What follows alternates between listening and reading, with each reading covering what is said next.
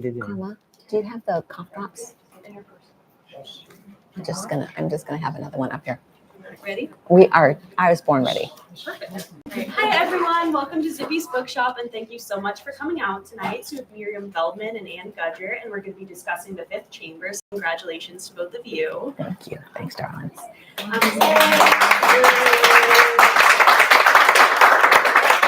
So it will be a discussion between the two of them, and then audience Q&A if you all have any questions, and then a book signing. So whenever you two are ready, go right ahead. Thank you so much.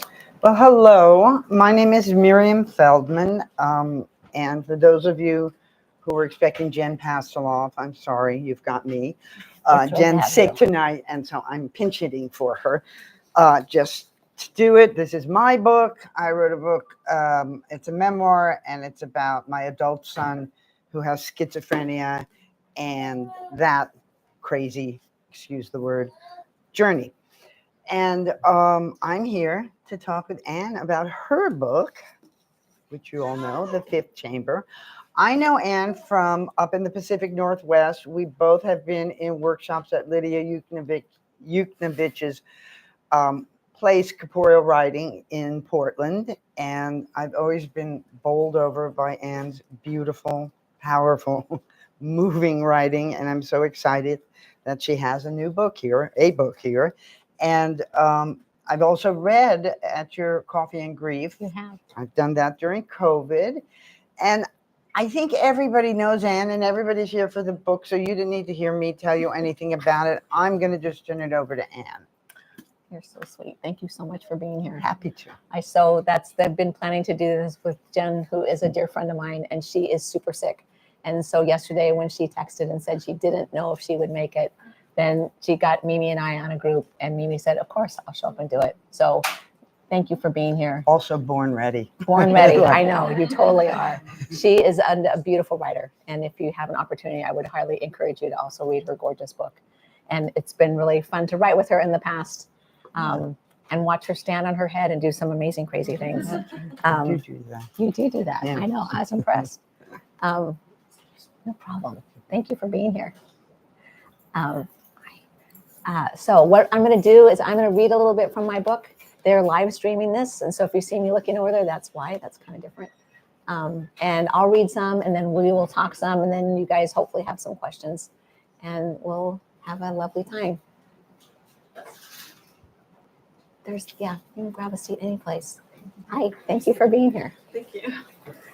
So I want to start by thanking Ziggy for having me. It's a beautiful bookstore. It's the first time I've been in here, and I walked in and I'm like, it's my favorite color, blue, right? So that just feels perfect and cozy and so welcoming. So thank you so much for having me.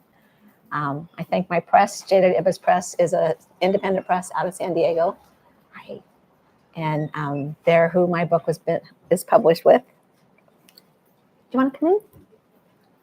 Books are magic. I couldn't agree more.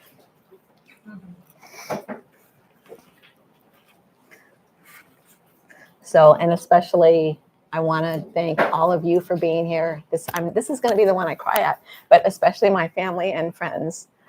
This is my amazing son, Jacob. His beautiful wife, Karma Rose, and baby Nicholas James, who is 6 weeks old. And I know. And at his first reading, and I just couldn't be. Hi, you guys. Come on in. Hi. Come on in. It's my amazing husband back there in the corner, Scott. When I do this, we live outside of Portland. When we do it locally, he plays the bass along with me, which is such a beautiful thing. And getting a bass here in LA for him to play was kind of challenging. So I will be going solo tonight. Oh my gosh. And then all of this family, my dear friend Nick, who was one of my roommates in college, who's here, my cousin Stephen, his lovely wife, cousins. Hi, thank you guys for coming. It's so sweet that you're here. Ron, we got to do early dinner. I'm like, all these people were in the book and they're still in my life. That's an amazing thing. He's known this story from day one and was one of the first people to ever believe that I would actually write a book. Yeah. And thank goodness you were right. Right. And I have this dear Georgiana here who I've mentored some in writing, and she lives in Fresno and drove to be here for this. So I'm super become for all that. My dear friends, Tom and Karen, who Tom and I have been friends since college, and Karen since shortly after college. And that is a long time ago. And I've had the pleasure of our kids growing up together too, which is just the sweetest thing. Darlene, who's been in a writing group with me, and like it's just been so lovely to be in here and have people come in the door that I got to hug and cry some with, and it means the world to me.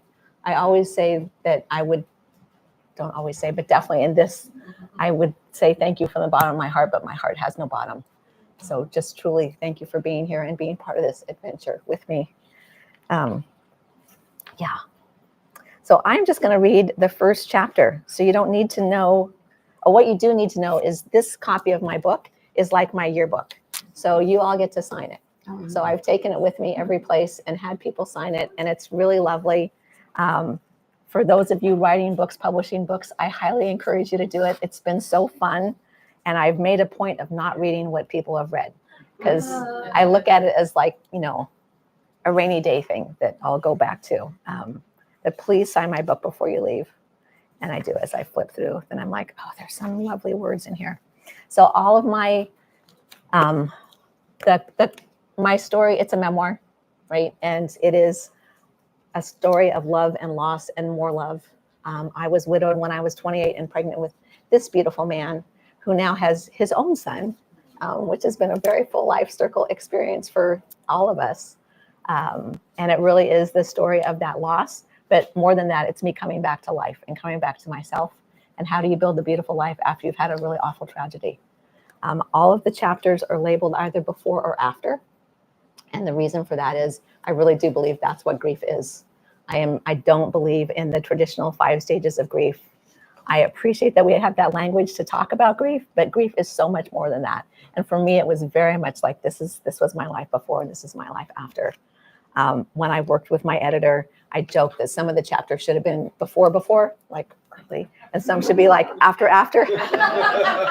It's just like, let's keep it clean. But that's the fun of being an artist and coming up with some kind of crazy things. So this is chapter 1, and it is titled After. And normally I stand up, and I'm not sure I could get back up on the stool, so I'm going to stay here. Nestled on the bottom of the ocean, lightless, black past zero, the blackest black, me in a half lotus, half because my lunar baby belly disappeared my lap and shrank my legs. Half lotus me with fish eyes that stared sideways, fish gills I was sure would fail if I dared to swim to the surface. A hole in my heart where love leaked into the sea. You're going to be okay, people said, like this was true. Didn't they know nothing would ever be okay again? You're going to be okay sounded like you're going to be okay in my underwater world, in the cold of deep water, in the ice of me. I flicked my dead husband's boy ID bracelet against my wrist, this kid-sized steel bracelet with his name engraved in 4 letters, Kent. The stretchy band dug in, tiny crisscross marks etched a wrist map. My mermaid sister swam down to the bottom of the sea. She wrapped me in her arms. She wrapped me in her muscle mermaid tail. She wrapped me in love. Swim with me to the surface, she said, and I stared at the bubbles bubbling from her perfect O mermaid mouth, her ruby lips. I cried tsunami tears in her hair. I shook my head. No. It's your fish boy's time, she said, her words extra on your and time. There's a trail of memories like stepping stones. We can follow them to the above, she said, flicking her mermaid shimmer tail. Even in the black, I could see her scales, rows of metallic blue emerald sequins stitched in waves up and down and around her mermaid body. I dug my chin into my chest, my hair, her hair. What if your fish boy wants to see the moon in the night sky, she asked. I'm right here, she said, and cradled my hand in the wet of hers. We'll learn to breathe air together again. When my boy was born in a frigid hospital room with celadon walls, harsh light steel trays, pine sol colliding with blood smells, when the umbilical cord was wrapped around his neck. Twice, blue boy, blueberry crossed with baby blue, limp baby, puddle baby, no wiggle, no flex, no air trapped in his tiny lungs, all the air trapped in mine. When Dr. H unfurled that slimy cord with sausage fingers, unfurled once, twice, and my fish boy, who swam to me, who swam through me, who swam out of me, gasped and cried. Fish boy cry flooded the cool room. When he wobbled his head and looked through me with his sea blue eyes, not sky blue like his dead dad's, deep water blue. Check him for scales, I asked, told my mermaid sister, ocean water dripping from the ends of her hair, pooling at her toes. My cleaved heart throbbed, thundered, whispered. Count fingers and toes, I asked, told my mom, who only repeated it in a loop. You have a boy, a beautiful boy. This boy, hair dark as a wet log, honey skin, lungs with their web of bronchi like naked winter trees, lungs with cry power, pierce the dark power. My fish boy, 6 pounds, 9 ounces of yum. A love tsunami flooded the hole in my heart, stitched it with filaments of blue bliss, stitched it with gossamer threads from the ocean, from the night sky. This pink boy on my chest, skin to skin, forehead to forehead, love tense, my cells in him, his cells in me. Hummingbird heart to whale heart. A tiny seed, a spore of goodness, micro as an orchid seed, the smallest seed in the flower world, burrowed into my heart muscle, carved a pocket where atria and ventricles meet. This fifth chamber, tendrilled roots, rooted a pinprick of hope in my heart that I thought was broken. He strained his wobbly head to my voice, eyes of ocean and sky and the in-between place where sky bumps sea. I saw past day and dark, past rivers of light, past celestial bodies, through the worm of time, backwards and forwards. I had flashes of me at 5, twirling in a stick-out slip like a tutu. At 9, riding my horse Gina. At 13, sketching. At 16, learning to drive a Fiat stick shift. At 18, leaving for college, graduating, then marrying Kent on a steamy August day by a lake with our families circling around and a trumpeting swan too.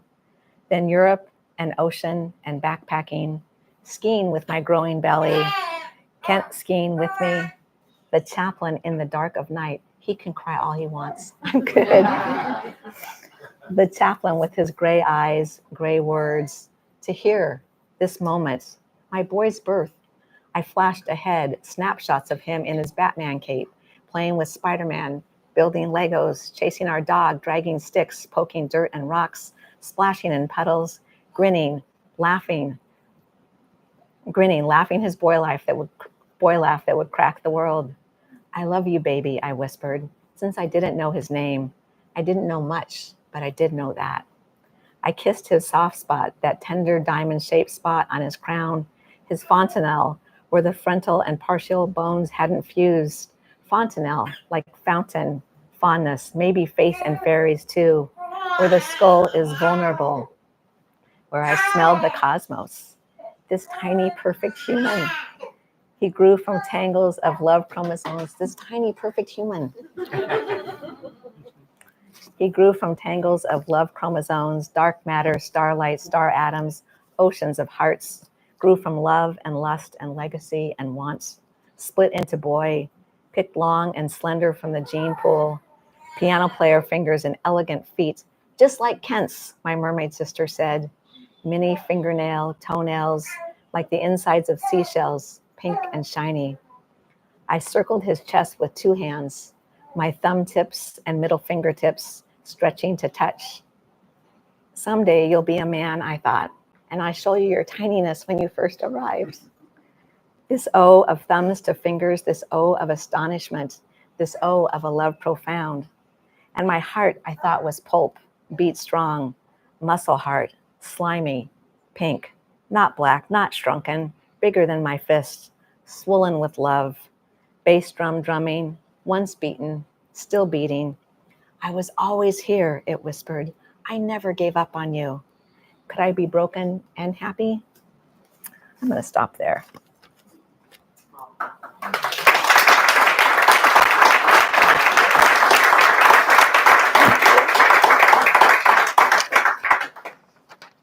Very moving, especially. I know, it's like, couldn't be more perfect. Yeah, it's you know? just to have your son there and the baby there. And have brand new baby crying. Yeah, I yeah. did. I brought visual aids. I used to be a teacher. I think of those things. Yeah. So the first question that I have is not even anything. That's It's from fine. what you said. I'm very interested about this before and after. Talk about that. Talk about that. Well, you know, traditionally grief gets described as the 5 stages of grief.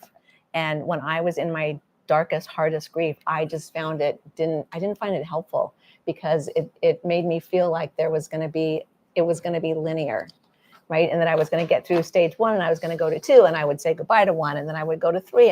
And it just doesn't work that way. So anybody who grieves knows you go forward and backwards and sideways, and you feel like you're making a little progress and you get slammed back down, and it's just all over the place. Mhm. And I always just found myself writing about before and after. And at some point it dawned on me that for me, that's what grief really is. So do you mean before and after the event? Yes, like what my life was like before my husband died. And then everything dramatically changed from that point forward. And, you know, I'd like to say that the afterlife, like that you bring some of the before with you. You get to bring some of the before with you, and some of the after goes back and affects the before too. So it's not like this clean, again, it's not linear. Yes. Like grief, so it isn't linear. But for me, it was just an easier way. I mean, I felt that when I was grieving, and then in writing, it just made more sense to me. It does. And, you know, it's interesting to me too, because one of the things I talk about in my book, my son didn't die, but my son got schizophrenia. And in a sense, the son I had did die. And this is 20 years ago. And I still think about, what did I do that last day before it started, before the place where I mark it started, like my last clean day, my last good day without this horrible thing that I carry the rest of my life too. So I feel that before and after too, that really resonates. I think that's really true. I think Yeah. that's really true. And for anybody who's had something big, you remember what that last day was like. Yeah. Yeah, I'm sure you do. I do. I mean, I went to my 6-month pregnancy checkup with this one, and there's a whole, you'll read it, of me in the parking lot saying goodbye to my husband and not knowing that was goodbye. Right. Do you feel like you had to metabolize and put to rest and work through all your grief before you started this? It's one of my favorite questions, because people ask, like, was this cathartic? And what I like to say is, like, all the journal keeping that I did, that was cathartic. And I did. I kept endless journals. I had a stack like this. My sweet friend Ron, I would write him letters, which he actually saved and mailed me back, I don't know, 10 years ago, longer, someplace in there, which was super helpful because it was like research at that point. But for me, the journal writing was really cathartic. Taking the journals and turning them into art is something different. And that writing this book didn't feel as cathartic. That was really I always knew I wanted to write it. I felt really strongly that I have an important story to tell, but I needed to make it art. When I first started, I'm like, I have my journals. Don't I have a book? I can just type these up, right? I can so relate to I that. know, everybody goes, look at all the writing I did. And I took it to my first writing group, and they're like, no, this is Making a your book is a journal whole writing. other thing. It's a whole other thing. It's like trying to build a house without knowing how to build a house. You know, Exactly. you can have all the wood piled up there, But it doesn't but you make a have to house. know how to Yeah. put it together. Yeah. Yeah, That's so good. that's really it. Was it weird to write so much about Kent when Kent is not here and Scott is right there? I mean, you must have worked this into your relationship Absolutely. at this point. Yeah. Absolutely. No, and my sweet Scott has always been super supportive, and we've always kept Kent in our life, right? I never wanted it to be a secret for Jake or for Maria, our daughter. It's just, he's been part of our life and part of our family, and it's walking this balance. And I write about it too, of like keeping him in our family, honoring that, and still moving forward with our life, right? And Scott has always said that he never felt threatened by Kent and that he was happy to include him. So that people ask me that, like, is that weird? And I'm like, it might be with somebody different, but with Scott, it hasn't been weird. Well, it also brings to mind this whole idea about grief and this ridiculous concept that we're supposed to move past it. And, it's said that feeling grief is feeling the love you have for the person who isn't here anymore. So why would you want to stop feeling that? And I would imagine in moving forward, you bring your dead husband with you. Absolutely. Because he's part of you and he's part of your child. Yeah. Yeah. And so you've created a new paradigm. We have. I mean, that was really my goal when the kids were growing up. Mm-hmm. And I kind of knew, like we laugh, I kind of knew that we were on the right path. When one night at dinner, Maria said, now Maria is definitely biologically Scott's. And at dinner, she goes, he was my dad too, but he died. Like, okay, like, well, we're doing a good job of being, I refer to him as the silent third parent, right? Because I always wanted them to know, I always wanted Jake to know that Ken had every intention of being his dad. And that's just not what happened, right? But that we always included him. Because so much of it is our expectations of what it's going to be, and it's never what happens. Exactly. And so you have to reconfigure. Well, you have to make it your own. I mean, I felt that from the start. Mm-hmm. Like somebody else might do something different, but that's what worked in our family. Mm-hmm. I have an aunt who was also widowed young and had her 3 small boys. And she would say to me on the side, like, it's so nice that you still talk about your husband, right? Nico was like, no, I don't want to hear that part. I know, it's that time of night. But so for her, like my Uncle Ron died and he wasn't talked about, right? And then my Aunt Dar remarried and we all knew that Larry was her second husband, but like they really didn't talk about Ron other than as an original son. Mm-hmm. And I just always knew that I didn't want to do that because it's healthier, right? And well, why would you want to let go of him? Why would you want to let go? And also, yeah, it's part of him, and it's he's part of you. So you now need that alive around you. Yeah. Yeah. Well, you said in the book that grief is your superpower. So, of course, talk to us about that. Grief is my superpower. I say that because I just mean like truly all the beautiful life lessons that I've learned through grief. And I really do. I have more compassion. My heart is bigger for what I've been through. I have more love for others and myself and the world. And it's just really taught me like not to take time for granted and to really love full out. And I'm not, that's where it feels like a superpower to me, along with like, I'm really comfortable with other people's grief. Mm-hmm. Which is the superpower, because most people don't know what to do. And then people don't get helped because you can't help people if you don't understand it. Yeah. Yeah, that's an interesting thing. And has it, but carrying this grief and having grief as your superpower, does that make you feel that you're not a happy person? Oh, no, I'm a very happy person. Mm-hmm. Yeah, no, I mean, to me, the whole, like, making it part of my life, so and you've been on it. So we have a reading series called Coffee Talk once a month that my daughter and I started, and Georgiana has been on it. And I have 5 curated readers who read a short piece on grief. We've also started a podcast, and people have asked her, like, but isn't it so sad? And I'm like, that's a really interesting question, because I don't look at it that way. I really look at it as part of life, and that the more we talk about it, the more we normalize it. It doesn't have to be sad, and you don't have to stay stuck in the hard parts of grief, because there's also this beautiful side to it where you just get to see your life in a deeper way. Like, I don't know who I would be had I stayed on that path that I so desperately wanted to be on for such a long time. But I just choose to believe that this life that I've had the honor and pleasure of living is more because of what I've been through. I agree completely. I always say also about my son, I mean, obviously I would peel the skin off of my body if I could make him not have schizophrenia, but oh my God, it has not come without its gifts for our whole family. And if you allow it to have a pulse and live with you, it informs your whole life, don't you think? Absolutely. And also it brings beauty. Yeah. Yeah. Okay. So how about having a son with a father recently departed? How did you help him navigate all of that? Well, I know. I'm like, part of me, it was such a long time ago. There's a part of me that's like, I think I've forgotten some of it. Like which I think a lot of parents would say in the early, like, how do we get through every day? I am fortunate to have a loving family around me and some really dear friends. And I just did it. I did my best, like every day. Like that was a reason to get up and take care of him and feed him and do all the things that you have to do when you have a new one, right? And that we always, like I said, we always talked about Kent.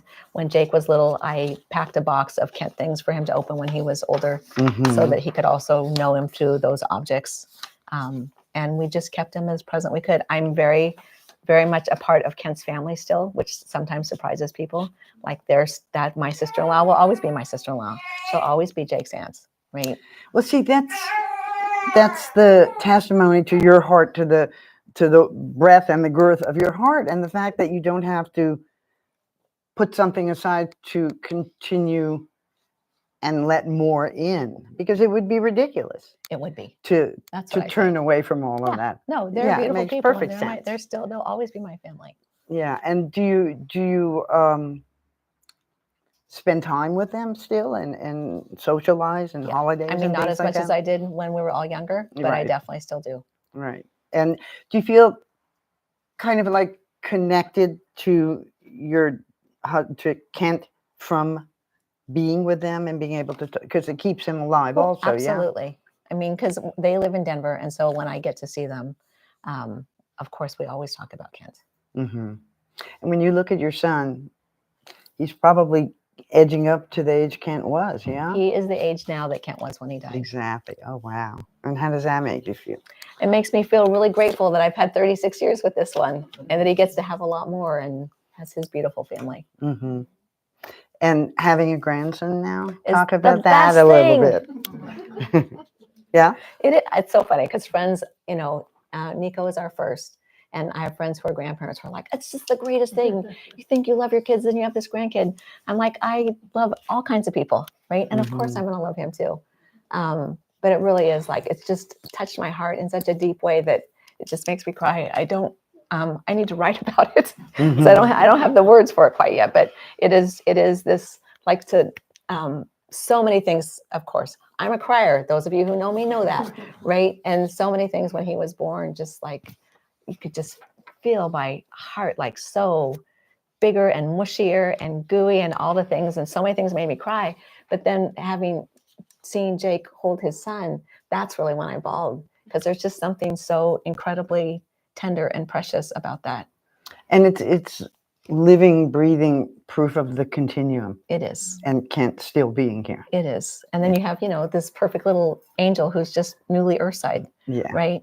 Good name, too. Good name. It's my son's name also. So what would be your best advice to somebody who's in the throes of grief? Well, I tend to, like I always say, I don't want to give advice because that sounds like I know something. And for as much as I've lived this and done all the things, I'm a human having a human experience and constantly learning and growing. But I do, I know what not to say and I know what not to do. And so it's more me encouraging people who are in their own grief to be in their grief. So what would you say the not to do is? Okay, what's the not to do? Okay, Yeah. So I'm going two different ways. So for the person in it, I'm like, just be in it. Like, you just have to feel it. There's no shortcut. Everybody wishes there were. I wish I had a magic wand. It could make it better for people. It just doesn't work that way. So you just have to be in it and surround yourself with people who you love and who can identify with what you're talking about and who will just listen. And then on the other side, the not is, again, like, just to be with the person, right? Not put your story on top of their story. Don't tell your grieving person how they feel, because you don't, right? All those things people used to say, I think we're learning not to say them, which makes me so happy, because there was a time, in my early grief, people said that, time heals all wounds, and it must be meant to be. And I was just like, oh, brother, don't. You can take that someplace else. That is not working for me. So, early on, I knew early on, like, for me, then to be on the other side of it, really the best thing you can do with somebody grieving is to be with them and to listen to them and to ask how they are and ask if they want to talk. And if they don't want to talk, just be quiet with them. Don't ask them, is there anything I can do? No one can answer that question, right? When you're really having a hard time. Offer specific things that you might do. Get groceries, make a dinner, pick up farm, whatever, errandy stuff. I've said this every place, and it's true. One of the sweetest things done for me was my neighbor would cut my grass, and he never told me he was cutting it. I would just come home and it would be cut. And sometime, and I was so having such a hard time, then a lot of times I didn't even notice for a couple of days. And then later I laughed. I think it had something to do with the neighborhood also. Like they couldn't stand me out there because I'm out there pregnant, swearing at the lawnmower, trying to get it to start. And so John took care of it. And it was one of the kindest things. And he never came and said anything. It just was done. So for me in supporting others, I look to do things like that. So I can just do the thing for the person that's helpful with daily life, so they can just be with their experience. So that, and bear witness. And bear witness. Sometimes just sitting next to the person is all. Yeah. Were you angry? Of course. Yeah. Talk about that a little bit. There's this whole scene in here of me at the dump losing my stuff. I'm like, I'm aware that we're streaming this, so I'm not going to swear. Anger is a part of it. And for me, like, I really did things so that I could move my rage. I didn't want it to stay stuck in my body. Like, I'm a firm believer, because it's like all of our memories are stored in the body, right? So I didn't want that stored. And so one of the things I did was go to the dump and break things. I broke things. I burned things. I swore a lot. I tried to swear outside so he didn't hear me, But yeah. But it was cathartic. It was really cathartic. A lot of crying? A lot of crying. So much crying. Like the crying when you're on the steps. I had carpeted steps, and I'd be going up or down and end up like with my face in the carpet, and you're all snotty and you got carpet in your face. And I'd have this moment of like, was I going up or was I coming down? But you feel better after that, yeah? Yeah. It's, again, I do. cathartic. I think that tears are cleansing. Yeah, I'm a crier too. I probably cry every day of my life. It's And I'm one of the part of why we're happier friends. people I Yeah, know. So talk a little bit about the transition from having these journals and keeping journals and turning them into a book. What was that like? And a little more about your relationship with the material being your own life. Yeah. I mean, how that changed you. Wow. That's a good question. And it's so I really did, I said initially I was thinking, I have a book because I have this. And I realized that's not true. And so what I would do is go and read my journals and set them aside and start to write. And when I first started doing that, that was really hard, because then I was back in that place, right? So I'm reading these journals that are just raw emotion and so much sadness. And I'd be crying and reading them and so sad. And the kids were in elementary school. And I'm like, okay, they're in school all day. I can start writing my book. So I would try, and then I would be a mess. And then I'm like, oh, now I get to go be happy mommy. I couldn't do it. And Scott was super supportive, and I kept trying to carve out these little bits of time. And I finally realized I needed more time. So I gave myself more time. And then when I started using them, I really started reading them like it was research, even though it was me. And even though I had written all those journals, I read it like I'm doing my research. Then I would just start writing a scene at a time. So you got a little more clinical. I did. And I just started really seeing the art in it, and turning it into art is a whole different thing. Right. Like building house. When I wrote building the house, Yeah. What I read to you, that fish boy, that's not from my journal. Yeah. It's an interesting shift. It is. When I writing my story, similar kind of a thing, pouring out of all this stuff and then bringing it to a book editor and saying, here's my book. And her saying, sorry, No, this is it's not a book. And then, another year or two. And then funny thing happened to me is recently I decided to listen to the audiobook, because I hadn't, and I have a pretty distinctive voice, and people have told me that they don't like people who know me don't want to hear the audiobook because they have so much in their mind, my voice. But I decided to listen to it. So I started listening to it while I was driving, because I drive a lot. And after all these years, because did you find also what happened with me is finally I was so divorced from the story. It was like, this wasn't even me anymore. It was just like the book and structuring it and getting it right. And then 2 years after the book came out, I listened to the audiobook and I am bawling. And I'm like, the poor lady, how did she live through this? I was already like another person. And the material becomes so much the material when you're building a book. Building the book. That it was like, then I remembered, oh yeah, that lady, it was That me. was me.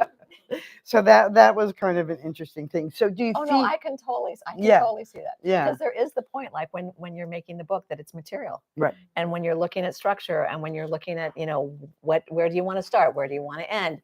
What's going to go next to each other? It's a completely different experience than being in it. Mm-hmm.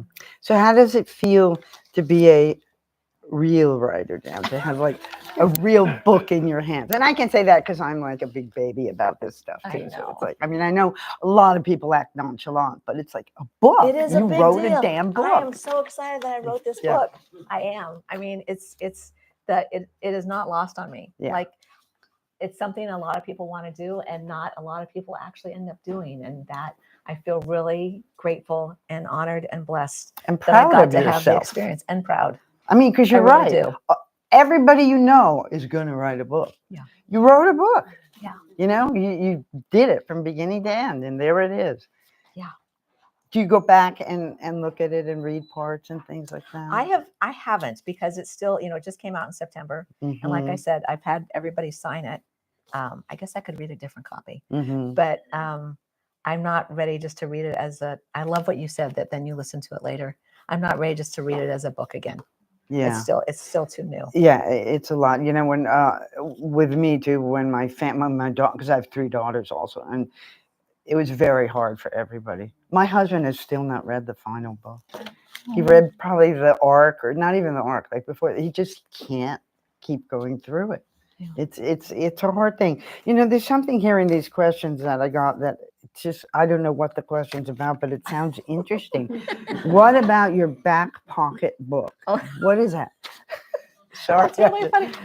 So that was from Kate, and she teased me. So I'm working on a second book, and I also have a collection of essays that is in really fine form. I've submitted to a couple contests. It's been shortlisted, but I haven't really done anything with it. And so I've referred it to as my back pocket book, because Kate was like, what do you mean you have a book that's still finding its place? Well, and I can testify, having heard some of these essays at Lydia's, that they just blew me away. They're fantastic. I hope they do get out there. Yeah, well, and for a while, when I was having a hard time getting this one, I thought maybe that's going to be my first book. Collections of essays are more challenging to get published, so that's why it's still my back pocket book. I'm hoping that the second book is the second book, and essays are the third one. I see. All right. Well, I'm trying to watch the time that we're supposed to watch. Okay, but I'm glad you are, because I'm not. Is there before we stop? I mean, is there anything that you would say is the result of, or the culmination of, or a gift that you've gotten from writing this book that is particularly meaningful to you? It's going to sound really cheesy, but yes. I mean, I just think it's that whole, like, just don't give up, right? Like, you have the dream, you got to keep having the dream. And sometimes you have to, sometimes it's just a baby step at a time. And sometimes it's hard. And sometimes you want to put it down. There were so many times I was like, F this book, I'm not doing it, right?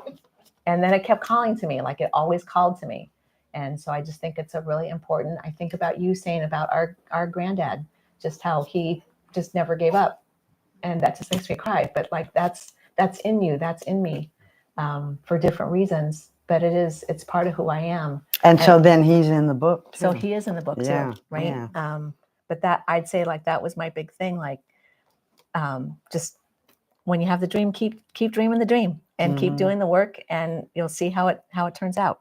And in terms of people and grief and working through it, or carrying it, or whatever it is that we do with it, any words of wisdom? It's hard to put you on the spot. No, it's okay. I really write it all the time, and I really do believe that grief is love. Like, if we didn't love the person or the thing or the experience or whatever it is that you're grieving, you wouldn't have grief around it. Yes. Right. And so instead of being afraid of it, when I think about, oh, grief is love, it's the other side, it's what we're missing, then Yeah, that just feels so much more whole to me. I Than, love that. yeah. You know, my brother just died a few months ago, I'm and sorry. thank you. And it's devastating. And but the thing that I kept saying to my kids as they were worrying about me is, this is the price you pay. This is the price you pay for having a real life. This is the ticket to having real love and real connection in your life. You have to buy that ticket, and you may pay it along the way, or you may pay it later, but it's part of it. And I'd buy that ticket every single time. Me too. Yeah. Yeah. That's perfect. Okay, well, I would like people, you must have some questions or things you want to ask Anne. Anybody? This is the part where everybody's real quiet for a while. Come on, one person start. There we go. So, what's great about hearing you talk about it is the process of discovering yourself through the work. Well, what surprised you about making a book as opposed to having these journals that kind of documented everything you went through? Like when you finish it as a piece of work, and you look at it, you're like, I didn't expect this from what it was. Oh, that's what surprised me about it? So much surprised me about it, right? Because there's this, as I was writing, writers, we're super precious about our words, right? And so you write the word and you think, oh, it's just got to be the best thing because I put that down. And it can't. I mean, and I probably an early draft was like 1,000 pages. This is the book. And when I wrote all that, I knew it wasn't all going to be in there. But part of, I'd say, what surprised me when I really started moving the pieces around and really deciding what needed to be there, and it super helped when Jake and Karma got married. I was like, oh, this is the end of the book. And now I know this is going to be the end of the book. What surprised me were things that I was so attached to that I thought were just fabulous that the moment I hit delete, my book got so much better, right? And in the process, that I would not have expected that. So I always tell people, I've been working with Georgie, I always tell people, like, the delete button is your friend, right? You think that is so precious what you wrote, but it actually might be better when you take it out. I have a question. Yeah. Did you have a name picked out for Jake before he was born, you and your husband? That is a really good question. That's a really sweet question. We had a couple names that we talked about, and Jake was not one of them, right? We talked about Nicholas because I'm Greek on my mom's side of the family. It's my Greek cousin here. And it's very common to have a Nicholas in the family. But my last name at the time was Newberger, right? So I'm like, I can't call a kid Nicholas Newberger. That would be horrible. So that is why he's not Nick. We had talked about Joel, and I'm trying to think the other one I told you. What was the other one? There's another one. I know, I forget because we just talked about this recently. But we had a couple. I was 6 months pregnant. We weren't solid on a name. And then after Kent died, I really wanted to use Kent's name. And I really debated about it being his first name. And clearly I chose not to do that, but he is Jacob Kent. And so Jacob, largely, part of it came from it needed to go with Kent, right? And then it was really sweet when I told my in-laws, Kent's parents, that I was naming him Jacob. They said, that's great, because when Kent was little, they used to call him Jake the Junk Man. Oh. Because he liked to collect things. Right. And can I just ask you, in Greek families, isn't it common to have like 20 Nicholases? It is. Yeah. Lots of Nicholases. Only 3 names you can use. Yeah, that's what I thought. That's what I thought. We know 3 names: Nicholas, Peter, and Maria. Yeah, pretty much. Well, and Michael. And Michael. Oh yeah, Yeah, can't forget Michael. I am Stephen Michael. You are Stephen Michael. It's That's not right. Nicholas You got 2 of them. Michael. I don't think I knew that Michael is your middle name. That's great. What's Alex's middle name? Walter, after. Okay, after your mom's side. Yeah. And Alexander, actually, that's another. You can use that name too if you're Greek. That's sweet. Yes. I just want to ask a question. You mentioned you were a teacher. I used to be a teacher. Yeah. I'm also a teacher. I think elementary school. One of the things I feel like our society, our culture, doesn't teach children this process. We skip over it. And my son, who's in 3rd grade, his teacher right now is on leave because her adult child just passed away about a month ago. Oh, I'm sorry. And it's such a shock. And people take different approaches, like don't say anything. And the teacher is going to come back in December.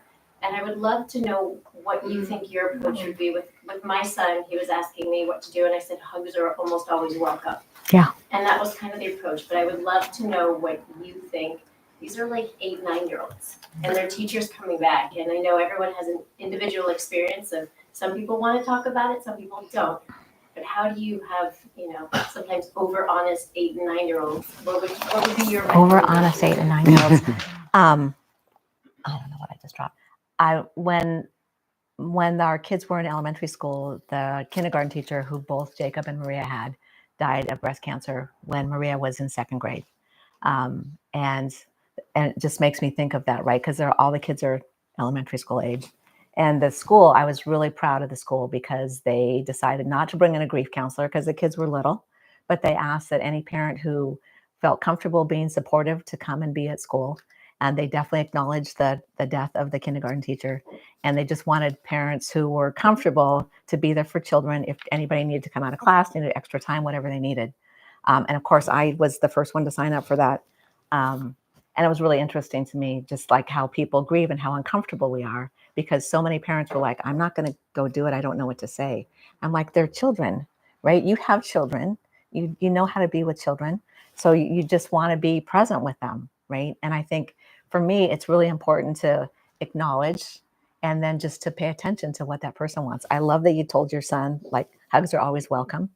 And for them, like, the chances are that teacher will let you know, like, if she wants to talk about it or not want to talk about it. And for me, it's like always holding space for the possibility of talking. And for me, just to listen. I like to say, like, listen like your whole body's an ear, right? Like that you're just fully present with that person and really listening to them. And if they don't want to talk at that moment, that's totally fine. Like, we just need to let the grieving person take the lead. And as you said, children, especially at that age, are going to say what they're going to say. And I'm guessing for her, that might be really welcome. It'll be the parents who are more like, I don't know what to say, Does that make sense? I'm sorry for that loss. Yeah, no, it's just hard because our society doesn't talk. It's not part of It is what not. we talk about as parents. Yeah. And, it's hard when you have some parents who are comfortable with it and can open that, and other parents are like, don't want to talk about it at all. Yeah. And that's hard because the children talk. Right. And then you have some children who can be comfortable in that space and others who have more questions that are unanswered. Yeah, I do. I think that, for kids, if it hasn't been talked about at home already, it can be really hard. When the kindergarten teacher died, there were parents who were like, we haven't even had a dog die yet. And I was like, wow, we've had lots of grief in my family, But I think, like, having the conversation is really important. It's one of the, my daughter and I started a podcast to have these conversations, right? And I've learned so much just interviewing people about all kinds of grief. I've learned a ton in the process because everyone has a different way of doing it. But the most common thread I hear from people all the time is the same thing I've been saying, like, be present with somebody, be loving, be kind. Don't put your stuff on them. Don't tell them that you understand their experience because your dog died. There's nobody wins when we are comparing our griefs, right? So it's just that gift of being with somebody. And I'm sure the kids will be great about being there with her. And maybe the parents of the kids who are uncomfortable are going to learn something from the kids. That's kind of always my hope. Yeah, I think we really have to start talking about these things. My subject is something that nobody talks about, serious mental illness. I mean, now in the last 10 years, people are talking about the less serious mental illnesses, but what is in the category SMI, which is schizophrenia and serious bipolar and things like that. Nobody talks about it. And when it happened to me, I felt like I was alone on a boat in the middle of the ocean 20 years ago. And I do a podcast with 2 other moms with adult sons with schizophrenia. And it's taken off like crazy. We have 100,000 subscribers, and it's all word of mouth. And it's not a testimony to how wonderful our podcast is. It's a testimony to the dearth of places for people to go to talk about grief, to talk about mental illness, to talk about these hard facts in our lives. And we got to talk about it. We got to talk about it. And that's why this book is such a gift, because it opens the door for people to talk about things. Yeah. And your all your coffee and grief and those things, because people tend to want to hold that inside and don't want to burden other people with it. Well, and then it just festers, Yeah. right? And that's the festering is not good. We had somebody on Coffee Talk who recently said, a wound is a wound until you show it to someone. And I was like, oh, Steve, can I like put that on our banner, right? Because that's part of why we do it, why we have that conversation, so that it's not something that's hidden, that it's just something, the more we talk about it, the more normal it becomes. And do you find when you talk about it that other people then want to talk about their grief Absolutely. when you Yeah. mention it? Yeah. Yeah. Because everybody's dying to talk about it. But like in a just a healthy kind of way. It's been a beautiful experience. Mm-hmm. Anyone I else? have Yeah. something to add to what you said about the children. I've been taught in schools for a long time, and my experience with elementary school age is that you do the hugging, of course, but children are so visual, and we would sit down and draw pictures. Something to help bring out a happy moment for whoever lost somebody. And it made a big difference. And then that began the dialogue a Yeah. little bit, just like what you do with the coffee and grief and what you suggested. We learn through example. Yeah. And when you see somebody talking about it, you feel safe to talk about it. It gives you permission to not be okay. Yeah. Yeah. Yeah. And that's such a gift. That's such a gift. That's beautiful. Thank you. So I have a question about, I have a friend who just lost his wife of 25 years, just like 4 weeks ago. And I'm curious, the process of where you go from feeling that loss and having a son, and how Scott enter into this. When does Scott How did you enter into this? I always say you kind of snuck in. So it's asking was that the question? Well, yeah, well, that because this person's just really walking through. Sure. And He's in people the are so newest, hardest awkward, part. Yeah. About talking with him, and it's not something that you say, well, there'll be somebody else or something like that. No. No, I know. And so I'm just wondering your process, like how long was it between when you lost your husband and then when and maybe you didn't even know you were ready, you just encountered each other and then it felt right, or what was that process of moving to the next relationship? I was actually really lucky that we were introduced by friends. I met Scott about 1.5 years after Kent died. I hadn't met or had any inclination to date anybody. When my friend suggested that I meet him, I was like, I've cried a lot. I could do something fun. I could just, it doesn't have to be anything. Maybe we'll just be friends, which was really how I felt from the start, right? And like, it would be okay to go out for an evening and have some fun was how I started. I had no, and before him, like I had no interest. Every once in a while before I met him, somebody would ask me about someone. I mean, I've joked, there's a chapter of like, people were like, have a friend, do you want to meet him? I'm like, no. How about a woman? Do you want to meet her? I'm like, no. I'm just not, everybody's different. It took me quite a while. I mean, on the calendar, when I look back on the calendar, it doesn't seem like that long, but that felt like 10 years of my life in there.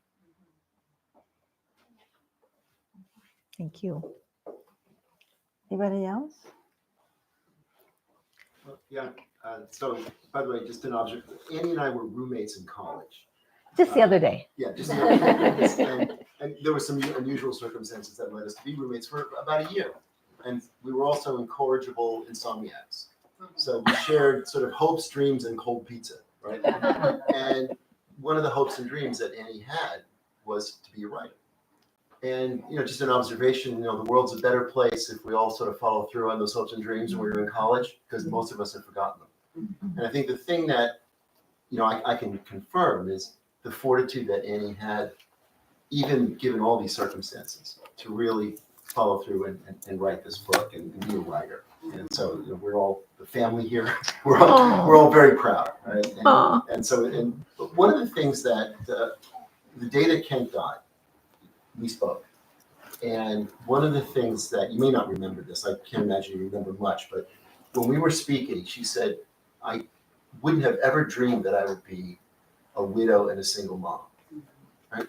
And the thought that I had, and now getting to my question, which is, what you have done is said, well, that's part of who I am. Grief is part of who I am, and we either accept or we can let grief overwhelm us. So all we have is grief, or we deny it, because we don't want that. We don't want that to be part of who we are. But you've made it part of who you are.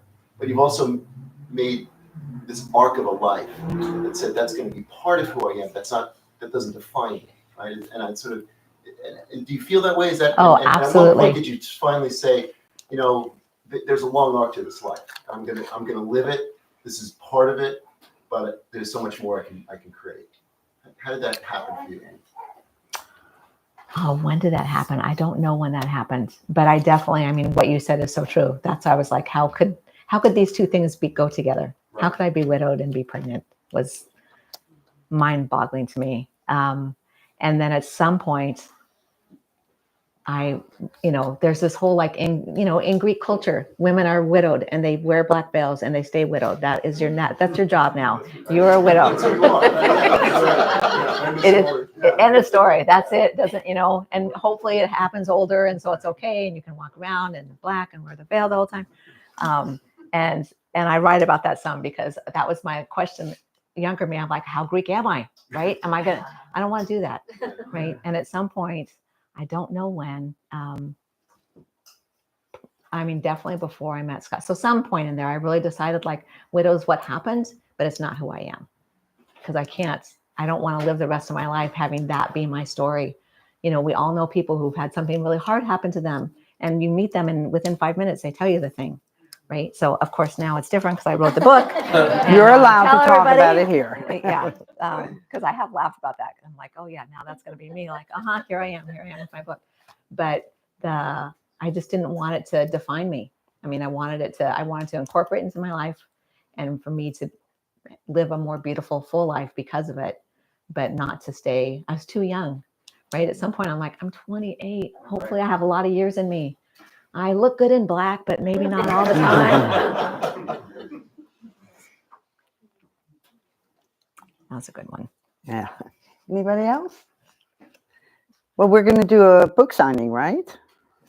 Oh, yes. Oh. Yeah. Did we? Yeah. How does that work? Yeah, so we have copies of the book up here. We can help check you out, and then you both can either stay there or sit on the counter. Yeah. Do you have a little table or? You do not. Okay. Well, that's a table. You can sit at that table. We'll make room. Yeah, you can do that. Oh yeah. Hang on.